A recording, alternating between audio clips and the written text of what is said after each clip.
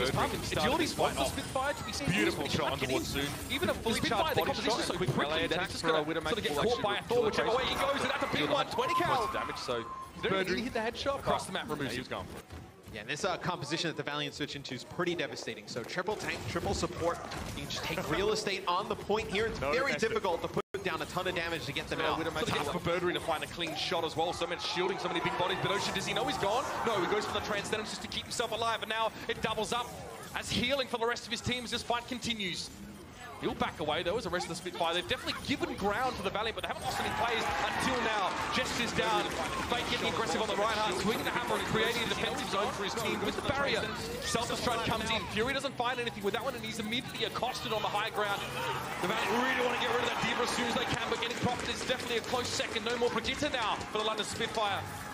Prophet be shoved away. Jester walking into almost a fully charged Soon on this Zarya. Not something we see all the time from him. No, Gesture does have primal range, so you may be able to extend this for London as they're really in a one-fight territory here. You gotta get rid of Soon, though. He's so charged up on the Zarya, putting down so much damage. That's a big kill because now he's gonna have to go to the spawn, obviously, and he's not gonna be able to take that energy with him. So Soon will have a Graviton Surge in this next fight. He has to land this. He cannot get eaten up by Fury. That would be a winning condition here for London. And again, Soon needs to try and wrap up as many of the Spitfire inside this Graviton as possible, and there needs to be sufficient follow-up from the Valiant. They don't have a lot of players that can sort of access the high ground, so they all need to walk up there. If you grab the high ground and everyone's sat down there sort of just looking up, it's like, is it a bird, it's a plane? No, it's the team that we can't kill. It's not really worth it.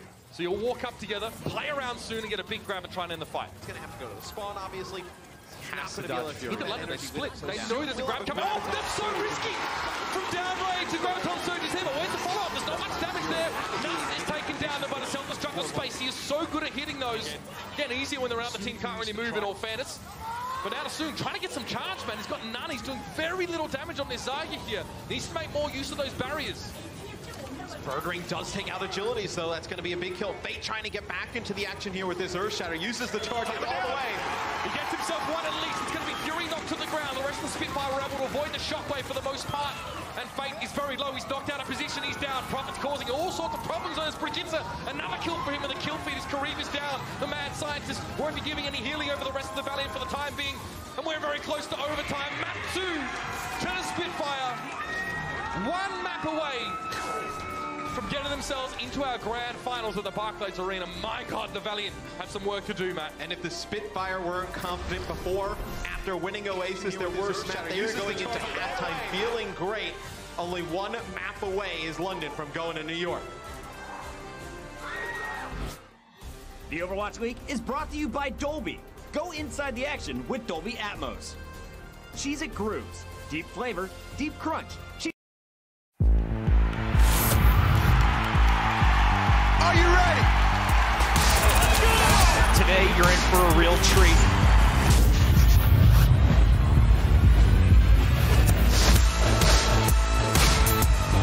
There's no stopping him. That is it.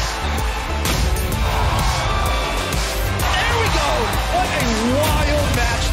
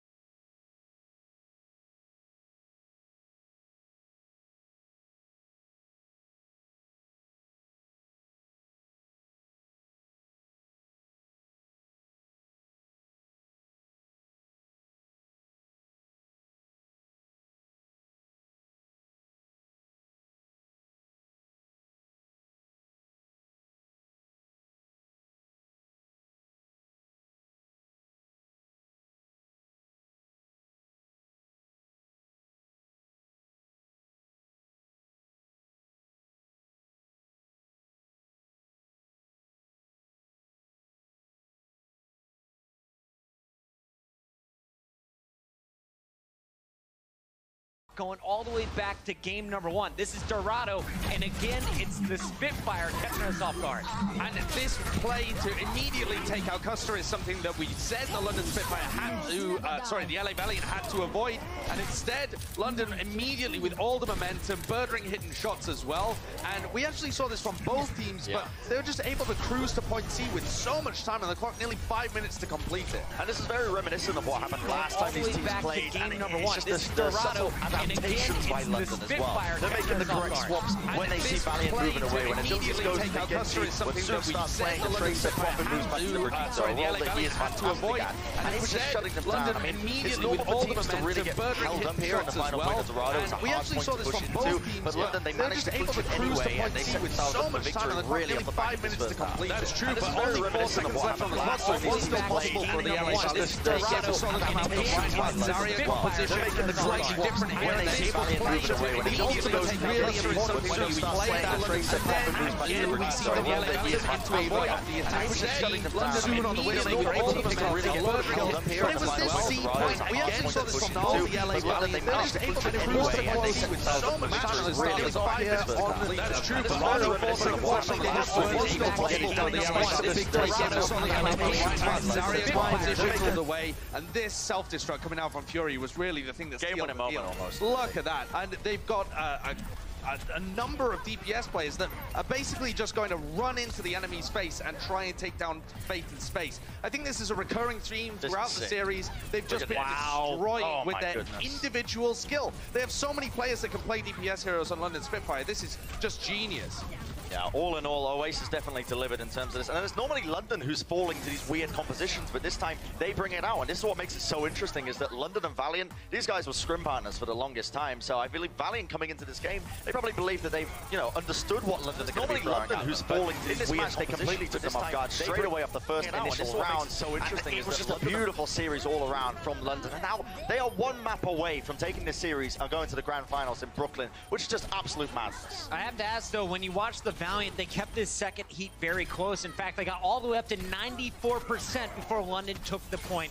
If you're looking at the good side of things here for the Valiant, what can you take away from Oasis? Well, they are very close in terms of how they were playing with them here, but with 95% running a tank composition, you should be able to close this out. Look, Grav comes in at the end, no follow-up. So the LA Gladiators, I think, are still playing a little sloppy. That self-destruct came in too late from space. And so overall, if you're cheering for the LA Valiant here, you have to be looking for them to step up just their basic teamwork, the fundamentals of how their tanks are playing with each other. Because although this has been close, this was the same on Wednesday. We had a close series. They ended up losing. They cannot afford to lose any more here. I do want to give big props to Profit as well. This is a guy you saw on Tracer. We've seen him playing Pharah, all kinds of different heroes from this guy. But on that last map, he was playing Brigitte. He blocked the bomb from the D.Va coming in from space. He also blocked that final Earthshatter, which gave London the edge on Oasis. So now we got London Spitfire on match point. And we know here in the second half, they have a lot of things going their way when it comes to the tank play, Bren. They really do, and I've got an Insights powered by Intel here, and this one's actually for a lot of the new viewers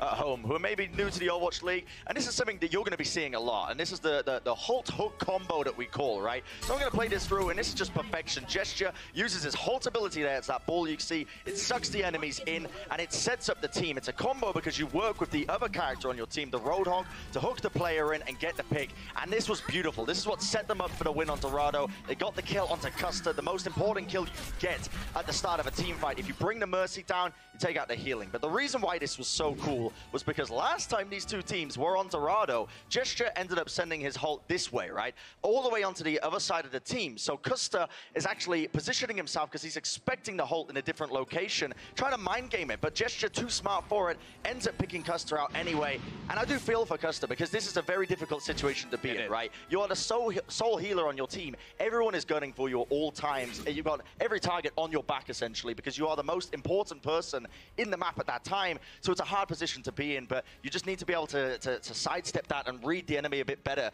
in terms of avoiding those sort of combos. But that's something that you're going to be seeing quite a lot in the Overwatch League as we move